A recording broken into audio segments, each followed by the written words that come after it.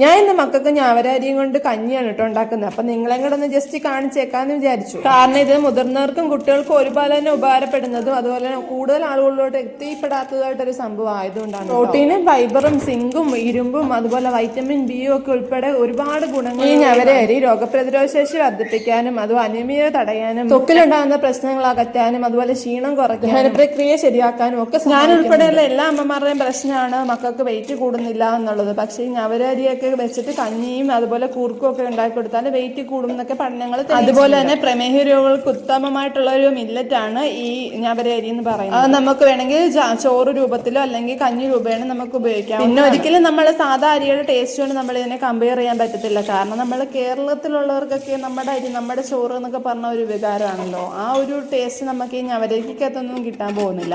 പക്ഷെ എനിക്ക് തോന്നുന്നു കുറെ അങ്ങനെ ചിക്കൻ കറിയോ അങ്ങനെ മീൻ കറിയോ അങ്ങനെ എന്തെങ്കിലുമൊക്കെ ഒരുപാട് കറിയൊക്കെ ഉള്ളപ്പോൾ നമുക്ക് സാധാ ചോറിന് പകരം ഇതൊക്കെ യൂസ് ചെയ്യാം കേട്ടോ. ഈ ഞവരരിയോണ്ടുള്ള ചോറ് വെച്ച് അതുപോലെ തന്നെ നമ്മുടെ ആയുർവേദ ചികിത്സാ രീതിയിൽ ഞവരരിക്ക് നല്ല പങ്കുണ്ട് കേട്ടോ. ഞവരരി കൊണ്ട് ഞവരക്കിഴിയൊക്കെ വെച്ചിട്ട് വേദനയ്ക്കും അതുപോലുള്ള ശാരീരിക ബുദ്ധിമുട്ടിനെല്ലാം അവർ ഉപയോഗിക്കാറുണ്ട്. പിന്നെ ഞാൻ ഇതിന്റെ ഗുണങ്ങളെല്ലാം ഇങ്ങനെ എടുത്തെടുത്ത് പറയേണ്ട ആവശ്യമില്ലെന്ന് എനിക്കറിയാം. കാരണം നമ്മളൊരു വീഡിയോ കാണുമ്പോഴാണെങ്കിലും നമ്മൾ അതിനെക്കുറിച്ച് കൂടുതൽ അറിയണം അല്ലെങ്കിൽ അത് ഉപയോഗിക്കണം എന്ന് ആഗ്രഹമുള്ളവരൊക്കെ വീണ്ടും വീണ്ടും അതിനെക്കുറിച്ച് ഗൂഗിൾ ചെയ്ത് നോക്കാറുണ്ട്. അപ്പം നിങ്ങളും ജസ്റ്റ് ഒന്ന് ഗൂഗിൾ ചെയ്ത് നോക്കിയാൽ ഞാൻ പറഞ്ഞതിനേക്കാളും ഗുണങ്ങൾ നിങ്ങൾക്ക് അതിനകത്തൂടെ കാണാൻ കഴിയും കേട്ടോ. ഞാനും നിങ്ങളോട് ഇത് പറയാൻ വേണ്ടി കുറേ സെർച്ച് ചെയ്തിട്ടാണ്.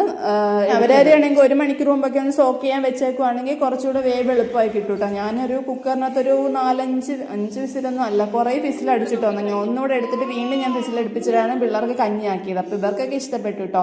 അപ്പോൾ എല്ലാവരും ഒന്ന് ട്രൈ ചെയ്ത് നോക്കുക. അത്രേ ഉള്ളൂ.